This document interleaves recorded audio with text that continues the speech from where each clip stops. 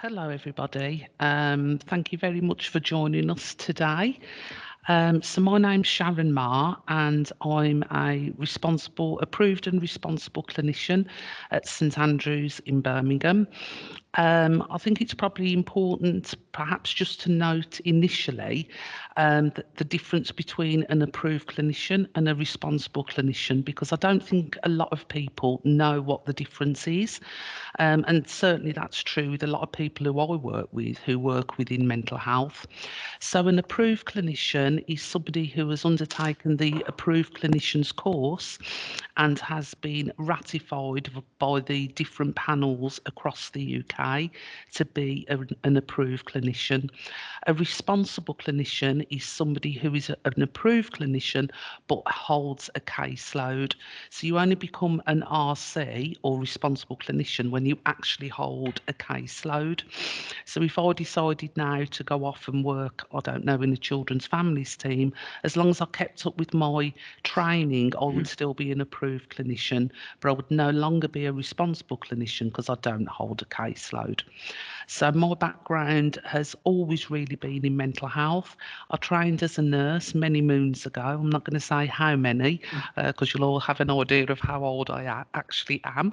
I never completed the training, but I worked in a lot of different mental health settings. I was very active in the trade union movement, and then I'd done my social work training. So I'll hand over to Sam now. Yes, thanks, Sharon. And thanks for talking about the RC and AC differences, because it comes up quite a lot, doesn't it?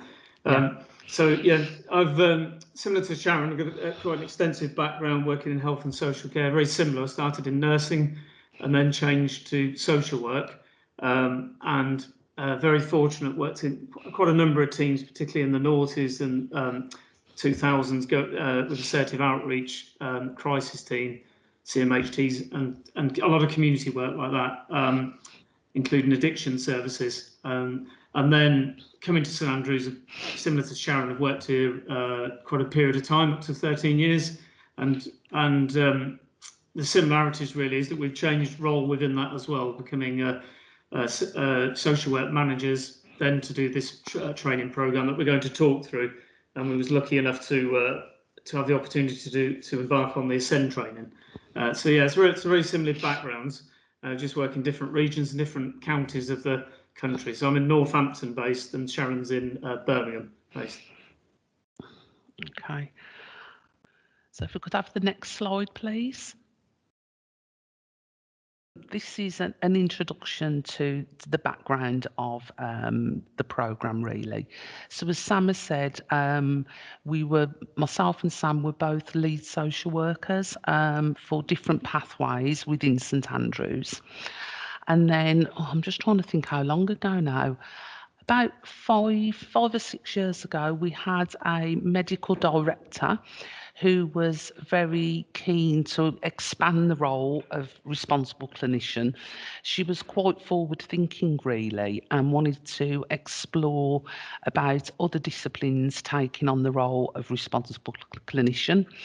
So a programme was created called Ascend, and that was for non-medical people from a non-medical background to apply to go on the approved clinicians course. Myself and Sam applied and was successful. There was also 4 other applicants. I think 2 were occupational therapists and 2 were psychologists. So the process for both myself and Sam took around 2 years, and there's many factors that have to be in place before you can undertake this course. You do need, obviously, your organisation to support the role of a non-medical AC and to be willing to put you through the course. You also need a willing mentor, which, I think some people from the medical background. Some are really supportive of the expansion of the responsible clinician role and are very supportive. Others perhaps are not quite so supportive and still do see the remit of being a responsible clinician for that of somebody from a medical background. So we actually, both myself and Sam were lucky with the mentors that we had. They were very supportive. We had a caseload as well as our normal workload of being lead social workers. And, you know, at times it really could be quite overwhelming. I think my final portfolio was, Sam, can you remember how many thousand words? 150,000. Yeah, around 150,000 words. So, you know, it was quite a heavy course to undertake. And in addition to that, we'd done a postgraduate law diploma at Northumberland University, and that runs concurrently with the the case, all the case studies and all the evidence that you have to produce. And I think with regard to challenges and obstacles, as I said, I think some people from the medical background still do see that psychiatry is the remit of primarily medics. I would argue with that, and I think that actually a different perspective can be really, really helpful and really useful. I think as social workers, we very much start from this, this perspective of, not what have you done, or why are you here, as we take a different perspective, more of what's happened to you in your life, so that you've ended up going to prison or ended up coming directly to hospital. So I think it's a very different approach, and I think it's a more collaborative approach and a more holistic approach as well. Sam, is there anything you'd like to add to that? No, I think we're going to cover it in the later slides anyway. But no. Yeah, and I think with regard to what we've learned and what we've achieved, I think it's really positive that there are different disciplines undertaking the responsible clinician role. I think across the country, I did have a look at this the other day. There are 3 social workers, and myself and Sam are 2 of those social workers. There's 1 OT, and there are, I think, about 12 or 13 psychologists. And it's really interesting because different pockets of the country seem to have a really different approach. A lot of the psychologists who are non-medical RCs are based in Northumberland, and more up north. And there's also a pocket of non-medical RCs, again mainly psychologists, around Somerset and the southwest. But in all other areas of the country, really, there hasn't been the take up. And my view is, I don't think it's because people aren't interested, or people don't want to take on a role like this. I think it's because of the organisational approach that a lot of organisations are just not, for whatever reason, and I think it's a variety of reasons, are just not happy to support people to undertake a programme such as this. Can we have the next slide, please? So Sharon's covered some of this in terms of sort of the SEND programme and the innovative approach, particularly with the chief medical officer at the time. But obviously, I think it was important to say you need the top level support. It's not something you can do sort of remotely or just with several professionals. You need the chief executive and the chief medical officer and whoever's in charge of the organisation to take a lead with it and to support with it. So in terms of the rollout of this, programme. St Andrews, I think when we started this course, staffing-wise, had about 4,000 staff, and I think they were looking for a bigger take-up. I think they were looking for triple the take-up of people applying. Unfortunately, there was no nurses whatsoever. I think Sharon mentioned that, but no nurses whatsoever applied, which is surprising considering the workforce. And they wanted a different approach to this programme, looking at in terms of value-based and different multidisciplinary approach to working with the service users that we work with. So the Ascend programme used a blended approach to develop all ourselves. So there was the portfolio building masterclasses, and was really fortunate we had the AMP manager from Northamptonshire County Council and our head of social work at the time facilitating a lot of these classes, in addition to many consultant psychiatrists that had a key interest in supporting the programme. So the masterclasses were really fortunate alongside all the other training, and that was continued for the 2 years, quite consistent. Our training department had a lead of the programme, so he led and coordinated and pulled things together and kept a close eye on things, and ensured that those classes sort of were well attended by the 6 of us that was on the course. So we had expert mentorship with experienced approved clinicians. So that was initially, we'll come to the challenges and obstacles. That was quite tricky to start with, because getting a mentor in itself was quite hard, even though the organisation's quite big. But a willing mentor is quite a big thing, and a role, and also more work for them to take on. So actually finding somebody was quite a tricky thing, but we'll come back to that. So, but we were fortunate, we did have expert mentorship from several sort of lead professionals working with me and Sharon, in terms of who have been experienced in the approved clinician role and trained other ACs, but they were predominantly medical background trained. So we were the first social workers to train and become that at St Andrews. And just interestingly, the organisation's very old, goes right back to 1838, doesn't it, Sharon, the organisation? So I think we were the first 2 people to be overall in charge of a patient's care and treatment, other than a medic.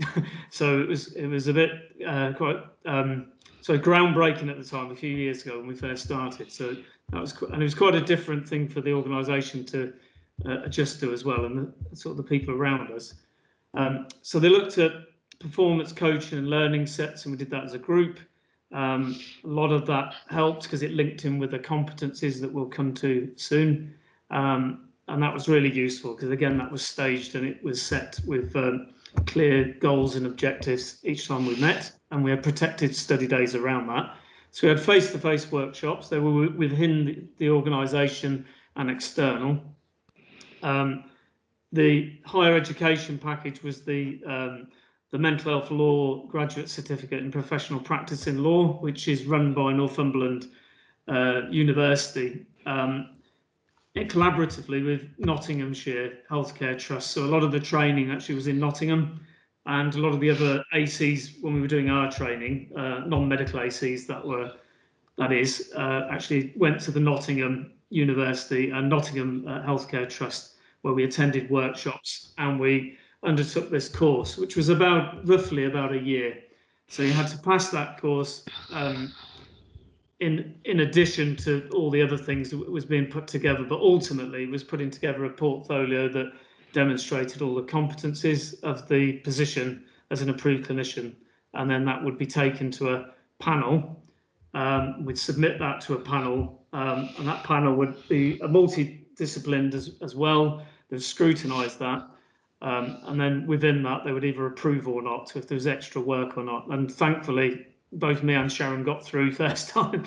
So we were, we know a fair few medical colleagues that tried 2 or 3 times actually. So it's not an easy thing just to go straight through. So we're very proud of that. In which we had, within that, you have to have references. You have to have a lot of endorsements from the chief executive and the chief medical officer, or whoever's in charge of the pathway or clinical director. So you had to have them endorsements and backing in the organisation, almost to say that we're training you, but we're also going to give you a job at the end of it. and that's really what they were signing up to. So it was an interesting one. So it was like having a long 2.5 year interview as well.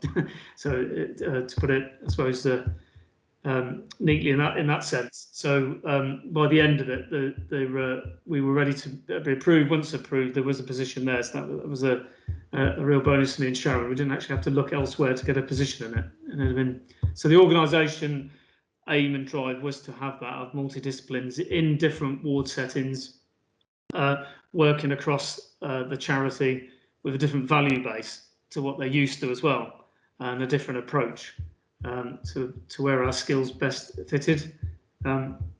So that's some of the background and context. I think we can go to the next slide now. So yeah, the journey ahead. I think for myself, I'm quite. I feel quite settled at the moment where I'm currently working. So I don't envisage, hopefully, moving on anytime soon. But I think the journey ahead, perhaps for the non-medical approved clinician role, I think myself and Sam have done some work with different NHS trusts, the Tavistock and Portman, looking at, why this role hasn't, just hasn't been taken up. And I think, like I said previously, I think that there is some resistance within different organisations, but I think there is a chronic shortage of consultant psychiatrists across the country, and I really think it would be. I think first of all, it's very much a. I think, the approach that different disciplines bring actually enriches the patient's experience. And, it would be in organisations' best interest and the patient's best interest to look at expanding the role to people who are not medics by background.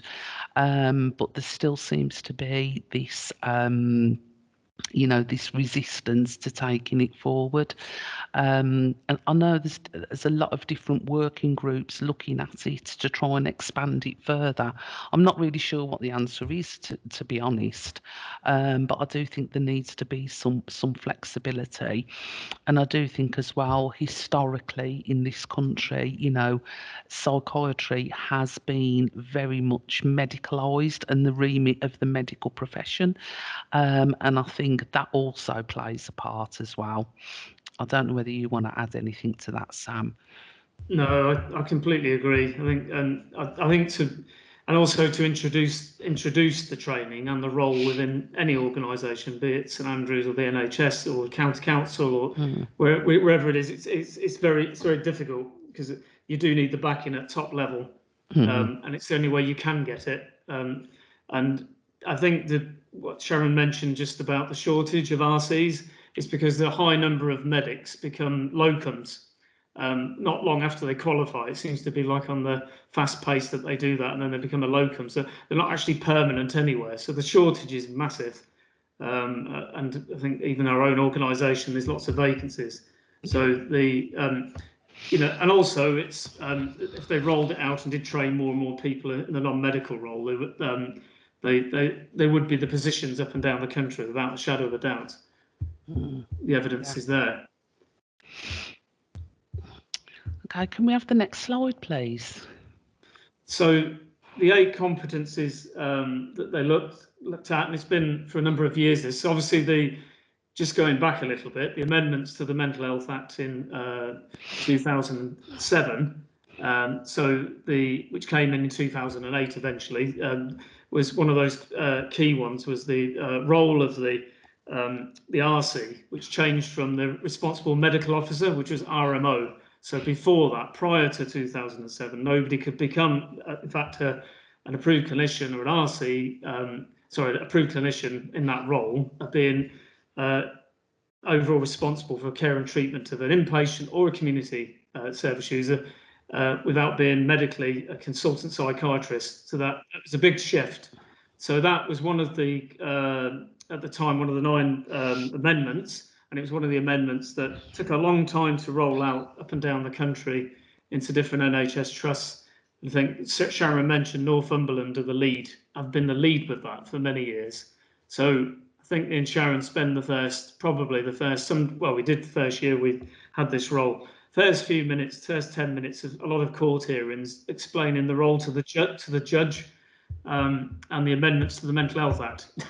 So the 8 competencies, these are core competencies. I mean, in social work, we're obviously extremely familiar with this, with competencies and capabilities, and over the years, what we've had to meet in terms of fulfilling the role and being ready for practice and being able and ready for practice. So the core ones here is the role of the approved clinician and the responsible clinician. As Sharon said, the differences. So a lot of the differences, obviously we hold the caseload, but also we hold the largely, even though we do have informal patients and people under doles and people under all different types of orders like Irish High Court orders, etc., that we tend to hold quite a lot of detention in terms of holding the detention of patients and renewing sections, extending sections, discharging people off sections, discharging people onto CTOs, extending CTOs, and etc. So the role is quite expansive in terms of our current role, because we work on different wards. So the 2 wards I work on are a male and a female rehab ward, and we've got a community service as well. So we have a combination of inpatient and community work, which covers a whole vast array of these competencies. So we had to fulfil the role under close watch of the mentorship and feedback from the MDTs that was working in, and feedback from service users and families in abundance. We had to fulfil the legal and policy framework quite extensively. And I think this is where it lends itself quite well. I think Sharon will agree with this. It lends itself very well to the social work profession. And it's why we would encourage more social workers to come forward and apply and do this course, because very biased, I think we make very good approved clinicians, and because it's a statutory role in itself, social work, it's something that lends I think the learning curve, or the jump, was not as great compared to the OTs and psychologists that I think they particularly struggled with this aspect when they were doing their training. This is the sort of feedback we had from other colleagues that were doing the training that were not social work. Assessment, it's quite detailed. So, and this is a range of people being admitted, community assessments in different places, and that could be a crisis form of assessment to quite a detailed, I would say, core assessment, working with the people that we work with in our organisation. So that was really detailed in terms of the different types of assessments that we undertook. Treatment, so combination of factors. A lot of our, particularly Sharon's service users and my service users, our caseload, actually a lot of our focus is on social prescribing and moving away from clinical, even though we do work in hospitals, but we have got community service as well, is looking at treatment quite broadly. We have lots of programs that we've demonstrated that we're dual trained in, like CBT and DBT, as well as brief solution focused therapy, in addition to the medical treatment. But we would have to evidence that we've had a core lead with the treatment, which is a tricky one, because obviously treatment, particularly with severe mental disorder, has primarily been medication thrown at people. But obviously we have CBT for psychosis, we have the social prescribing, all the programs that we've got that we use with the patients in our rehab. So it's quite vast. And care planning, another competence to evidence that we've used a range of different care planning.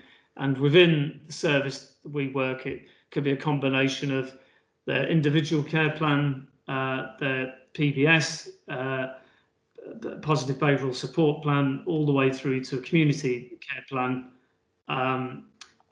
all the way through to looking at somebody if we needed to increase the level of support and enhance support.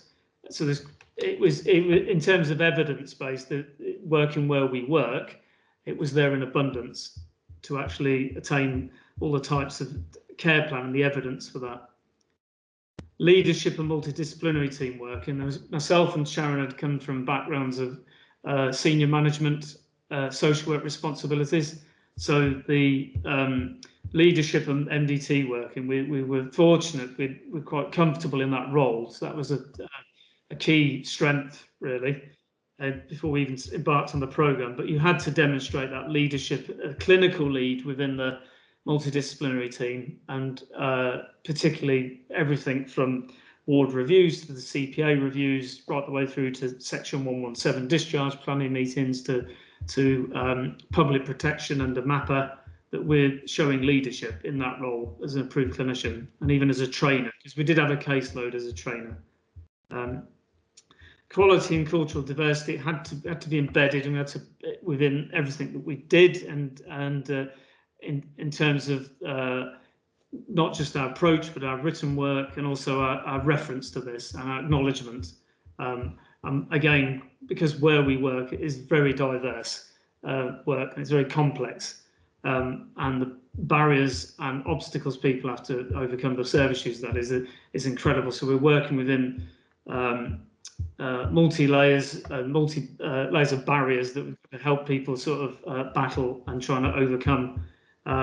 Never mind trying to reduce their sort of stress and distress by being detained in the first place, largely. Communication is the eighth competence. I think to prove that at all different levels. That could be verbal communication, leadership, both written and oral communication, particularly in legal hearings of all different kinds, largely tribunals and section renewals. But myself and Sharon have both been fortunate to work, even in the training role, actually, being able to evidence that we've been involved in parole board hearings, as well as clinical treatment reviews, and lots of other forums. So in terms of the 8 competence, I think from a social work perspective, and actually the and where we worked largely in an inpatient setting with patients with complex needs, all of these, you could easily meet them. It was just a matter of actually over the 2 years building that portfolio and building the high levels of evidence around that. But because we case managed the people we worked with, and we had a caseload, I think me and Sharon almost had a ward each as a when we was doing the training. So we were really thrown at it with support. So all these competencies there in terms of achieving that as part of the pulling that together for the portfolio, we managed to do, and obviously we got that double checked, triple checked, and endorsed and signed off before it even went to the approvals board. So that's the 8 competencies. So I don't know if Sharon wants to add anything to that. It was a summary of them, really. No, I think that's fine, Sam. So can I have the next slide, please? Okay. So yeah, my experiences.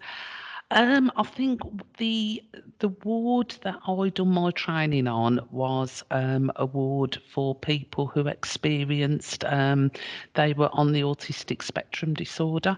It's probably worth mentioning here that both St Andrews is it's a secure hospital, so not all, but nearly all our patients are detained under the Mental Health Act, and a lot of them have come straight from prison if they've been given a hospital order.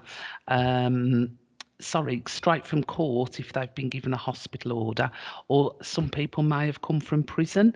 They may have been given a sentence, or they're on remand and they become unwell in prison. So St Andrews is one of the secure services that people might move to.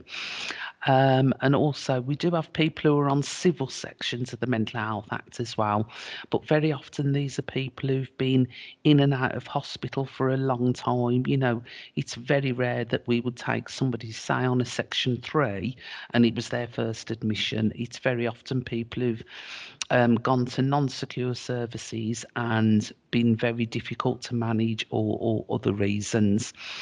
So with regard to when I was doing my training, one thing that does stick in my head was that one of the patients, who obviously we had to ask the patients if they was okay, for us to be their approved clinician in training, so to speak. And he was absolutely fine. So I said to him, you know, I will give your mum a call and ask her, you know, if she's okay with it as well.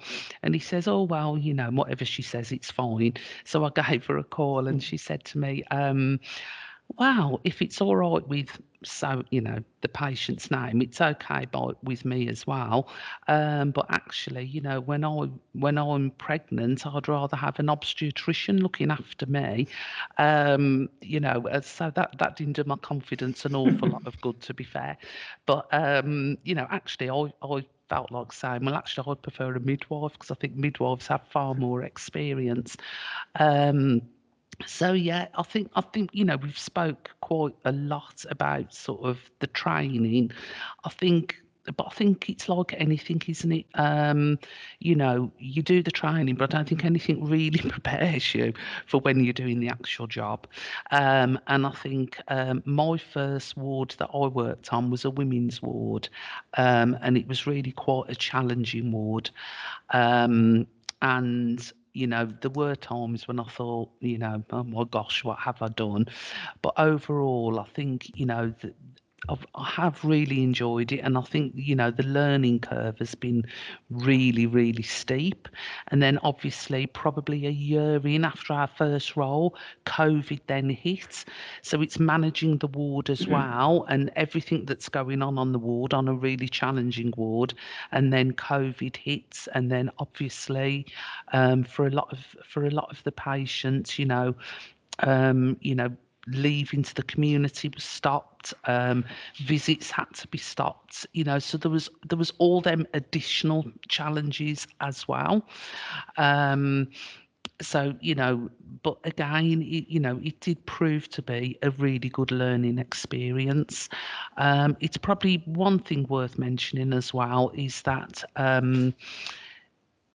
with regard to medication, obviously, as non-medical RCs, we can't prescribe medication, so you have to work with well, I think in mine and Sam's case, it's a consultant psychiatrist, and although we are still responsible for the overall care and treatment, and that includes everything, it is the approved clinician, sorry, the approved medical clinician, who is usually a consultant psychiatrist, who prescribes the medication, and we work closely with them regarding the medication for our patients as well.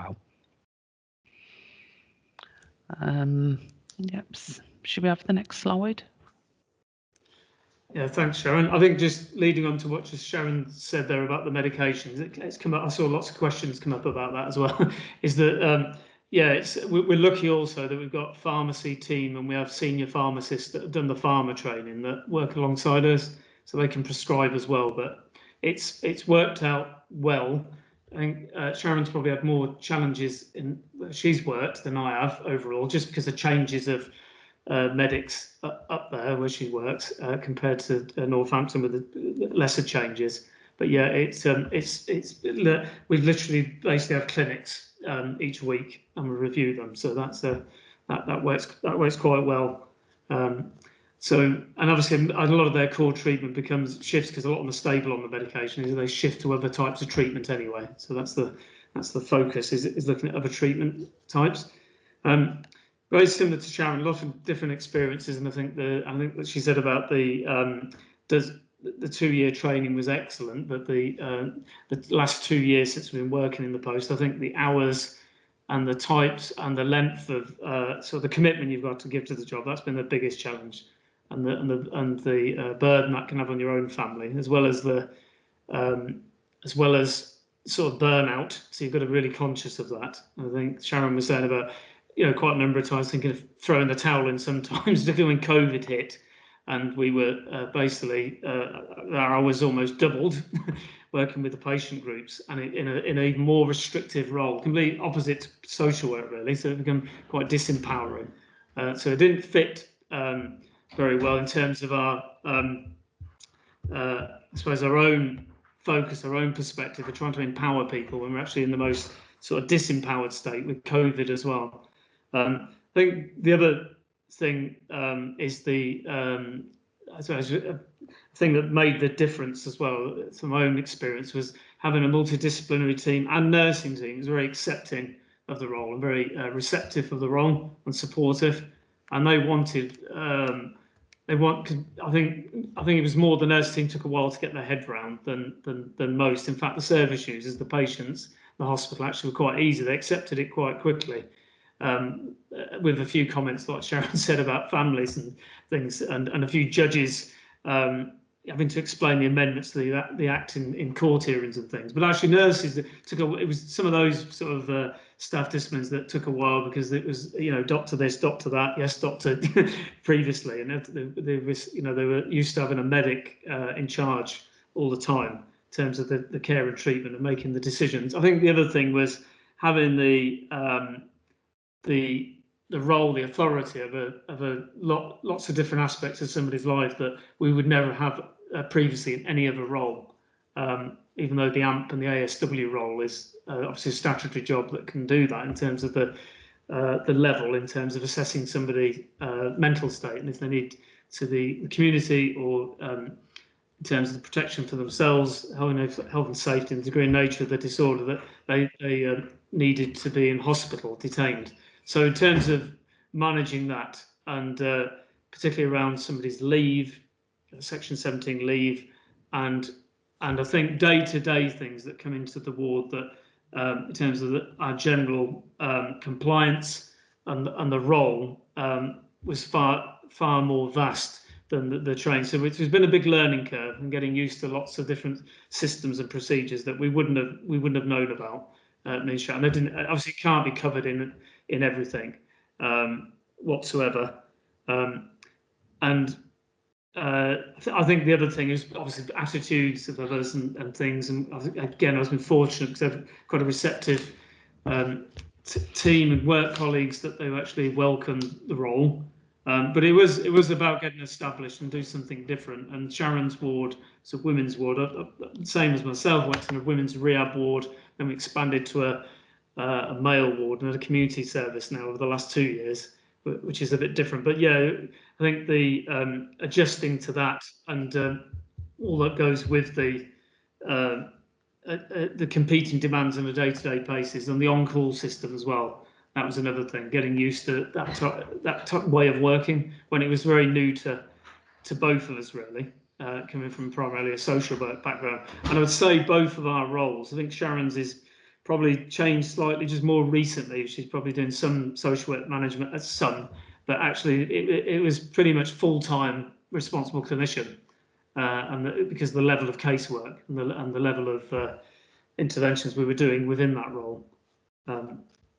So I think that summarises some of my experiences. We could talk all day about experiences, but summarise some of my experiences. So we can go to the next slide. So with regard to, I think we have kind of covered this really, but I think like the demarcation of the role, obviously social worker to IC, I think Sam spoke about that. I mean, the patients, to be fair, were absolutely, they were fine. I think it was some of our colleagues that perhaps struggled a little bit more. And I think, like Sam said, I think, nurses, because they're on the ward all the time, they were very used to having, a medic in charge. So I think that did take some adjustment. I think the balancing of the workload we've already touched upon. Practicing social work in addition to IC.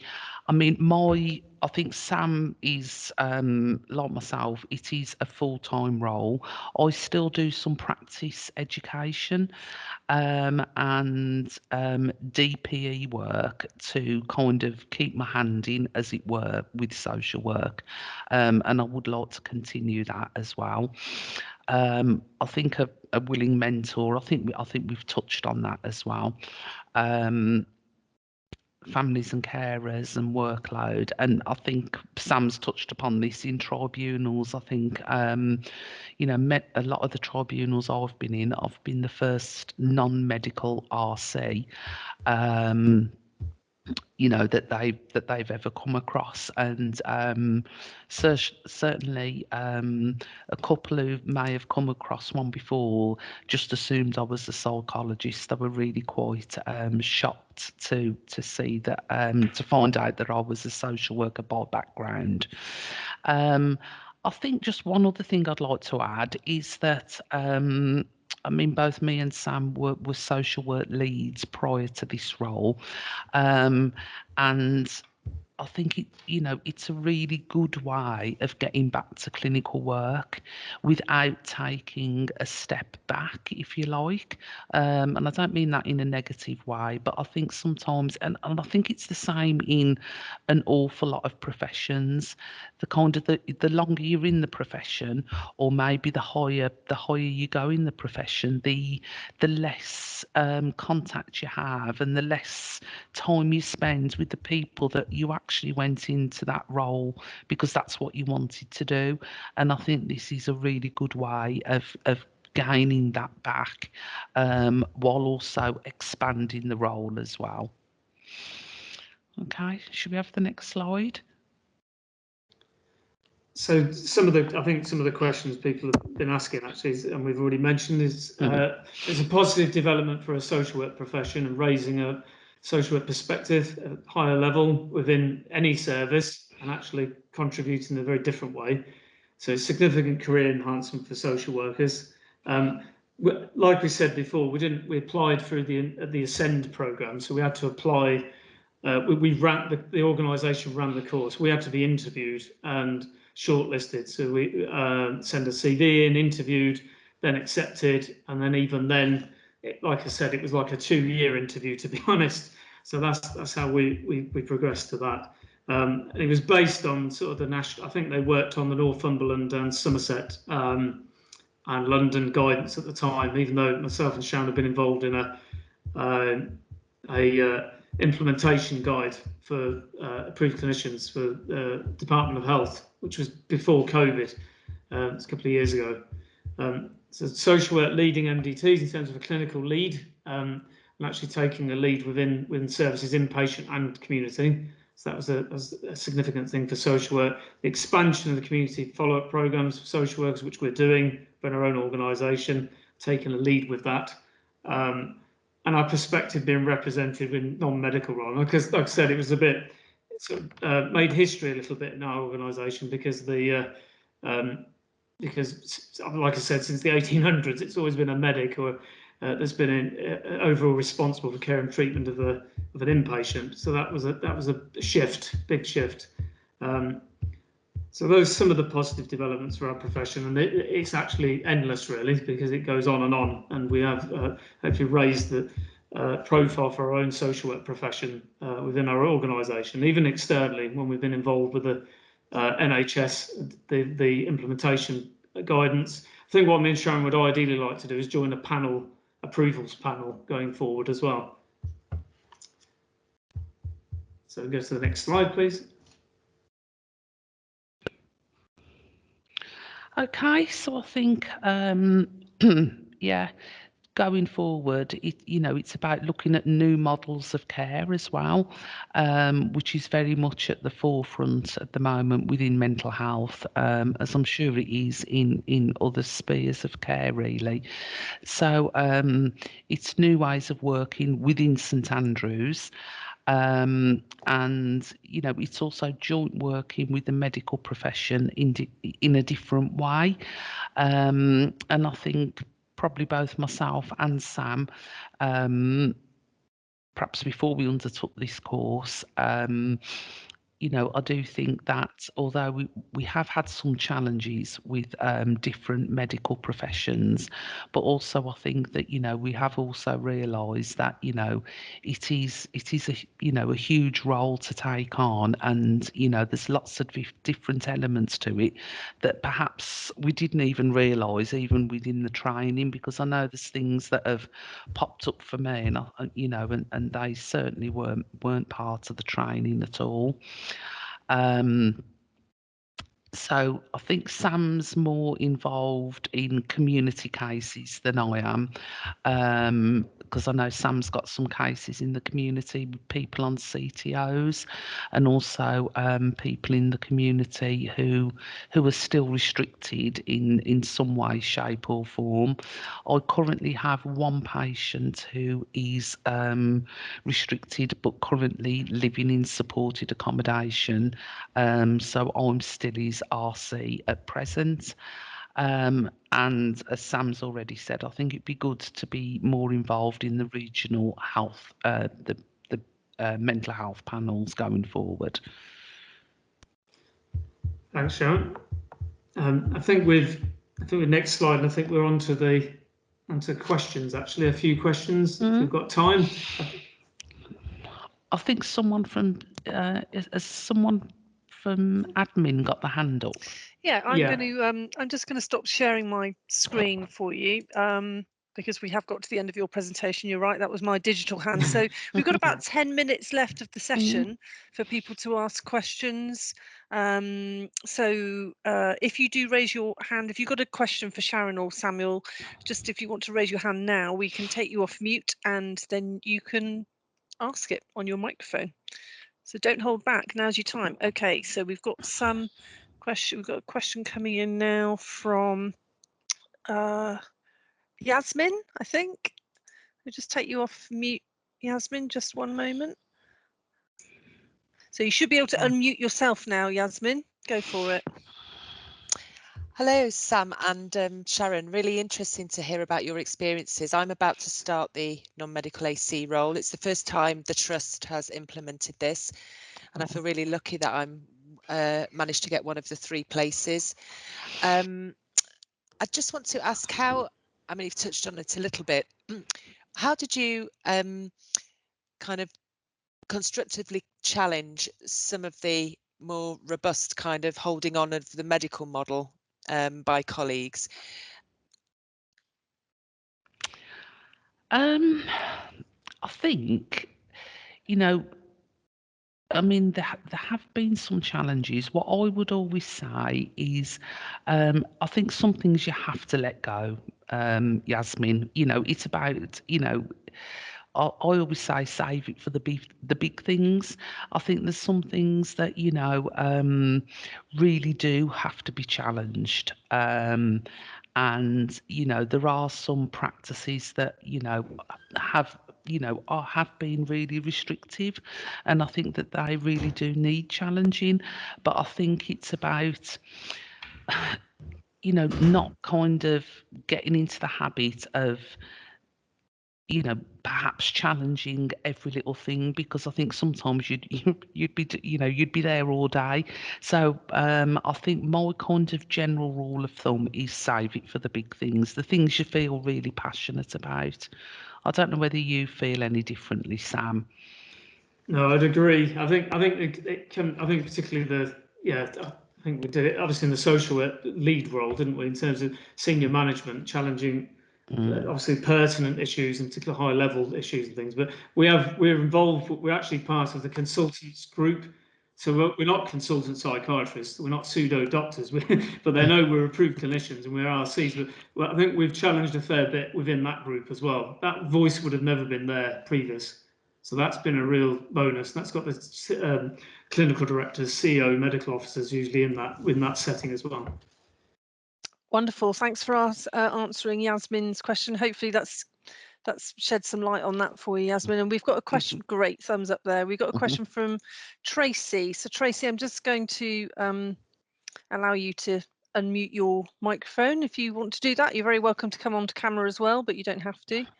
Can you hear me okay? You're sounding a little bit far away, actually. Hold on. Oh, that's a bit better. Yep, I can hear you now. Is that better? That's much better. Yep. Yeah, yep. That's okay. Without sounding mercenary, would you say that the financial rewards for this role reflects the responsibility that you hold? That's a very good question.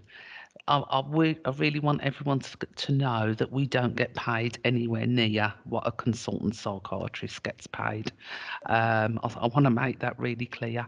Of course, our pay has gone up to reflect the responsibility of the role. I think it's it's arbitrary if you'd feel that was enough to kind of reflect that that it is a big responsibility. For me, I think I was more driven by wanting to go back to clinical work. That was definitely my main driver. Of course, it's nice that there has been an increase in pay. Whether it's enough to reflect actually what we do, I really don't know. I'll hand over to Sam on that one. I agree, Sharon. Yeah, I don't think they could, but I suppose because we're not medically trained and diagnostic, because they went through quite a matrix of how they work it out as well, and compared to it was like a matrix based on Northumberland and Somerset and a combination of factors in the end, and which me and Sharon still couldn't get our head around how they worked it out. But yes, it's a difficult one. But I would say they've definitely moved forward with it. We've challenged as well in terms of. In fact, we informed them. We almost developed it ourselves, if Sharon agrees with that, with the pay and reward service, looking at nationally what programs do and what's acceptable, isn't it? What people should be on in terms of fairness. But a lot of you're right. That's a good question. There's a lot of people put off because they're not on the same as a consultant psychiatrist. I think it sounds a little bit like the AMP role. If you were motivated purely by money, you wouldn't choose to do it. But I think it's very satisfying in terms of practice. Yes. So I think social work has always been like that. So there's a bit of a precedent, but thanks. That's interesting. Yeah. Thanks, Tracy, and thanks for the question. It's always good to get a few questions answered at the end of the session. Conscious of time, we've got 3 more minutes, and my colleague Catherine has posted a little link into our feedback survey for you all in the chat. So if you can spare a couple of minutes, it's dead easy, that survey, to just tell us what you thought of the session, the content, give us a bit of feedback. All feedback is very welcome. Any more questions that anyone wants to ask? I don't see any more digital hands at the moment, but if you have one, now's your chance. We've got a question here from Helena. So Helena, I'm just going to come to you on the list and enable you to unmute your microphone. Where have you gone? I've lost you now. Oh, the list is jumping about all over the place. Bear with me.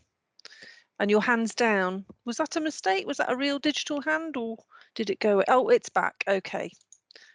Right. Now you should be able to take your microphone off mute now, Helena. Hi, thank you. I did post a question in the chat. I'm a bit confused about actual route to getting there. I'm on my SCYE year, so it looks like I would have like a long road to even, have opportunity to get that route. Am I being wrong? Do I need to be social worker within a mental health, like a hospital, work for NHS, or there is a route working in a team for the council? Yeah, thank you.